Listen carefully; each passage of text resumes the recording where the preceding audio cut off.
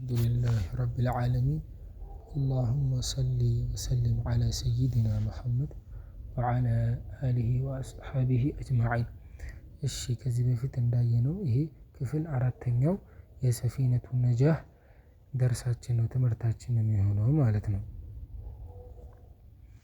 ያው ከዚህ በፊት እንደነገርኳችሁ የእስልምናችን 3 ደረጃዎች አሉት ብያለሁ። መጀመሪያው እስልምና ነው፣ እስላም ነው። ሁለተኛው ኢማን ነው። ሶስተኛው ኢህሳን ነው።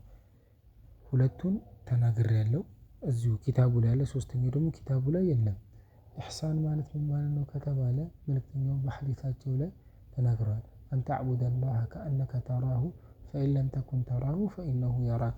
አላህን እኮ ልክ እንደምታየው ሆነክ ልታመልከው ነው። እንደምታየው ሆነክ ደግሞ ካላመለከው እሱ እንደሚያይክ ሆነክ ልታመልከው ነው። ይሄ ግን ከዛኛው አነስ ይላል ደረጃው። እንደምታየው ማምለክ በጣም ትልቅ ደረጃ አለው። እንደሚያይክ ደግሞ ከሱ አነስ ይላል፣ ግን ከኢስላምና ከኢማን ይበልጣል ማለት ነው።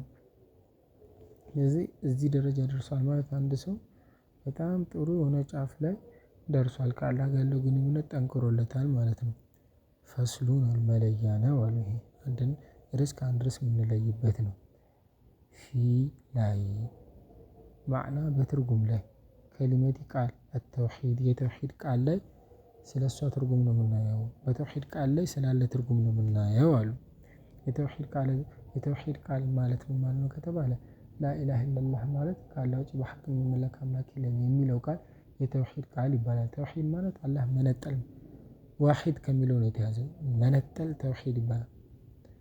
ወሐደ ይወሂዱ ተውሂደን፣ ተውሂድ መነጠል ማለት ነው ትርጉሙ። እሱም ደግሞ ከሊመተ ተውሂድ ላኢላሃ ኢለላህ ከሊመተ ተውሂድ ትባላለች። ወማዕና ትርጉም ላኢላሃ አምላክ የለም ኢላ ሲቀር አላህ ሲቀር አምላክ የለም ስለሚለው ትርጉም ምንድነው እሱ ከተባለ ላ ማዕቡደ ላ የለም፣ ማዕቡደ ተመላኪ ቢሐቅን በእውነት የሚመለክ የለም። ፊ ውስጥ አልውጁዲ በግኝ ውስጥ እቺ ፊ የምትለዋ ላይም በሚል ትርጉም ትመጣለች፣ ውስጥም በሚል ትርጉም ትመጣለች። እዚህ ጋር ውስጥ ፊ ውስጥ አልውጁዲ በግኝ ውስጥ፣ ግኙ ማለት ይሄ ገሃዱ እኛ ያለንበት ዓለም ግኝ ነው ስለተገኘ በግኙ ዓለም ላይ እኮ በሐቅ የሚመለክ አምላክ የለም ኢላ ሲቀር አላህ ሲቀር። በባጢል ግን በውሸት ግን የሚመለክ አለ፣ በእውነት ግን የሚመለክ የለም።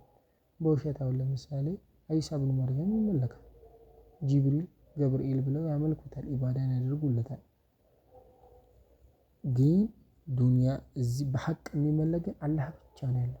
በሐቅ የሚመለከው አላህ ብቻ ነው ማለት ነው። አላህ በሐቅ አላህን ከሚያመልኩት ያድርገን።